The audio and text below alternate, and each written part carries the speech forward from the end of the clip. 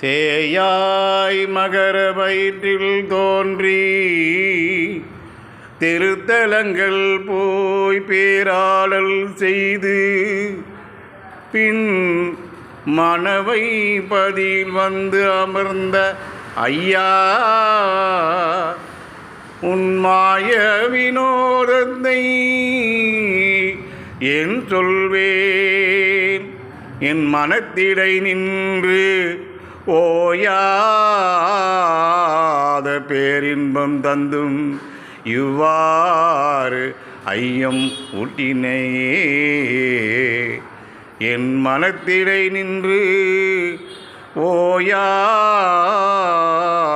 பேரின்பம் தந்தும் இவ்வாறு ஐயம் ஊட்டினையே.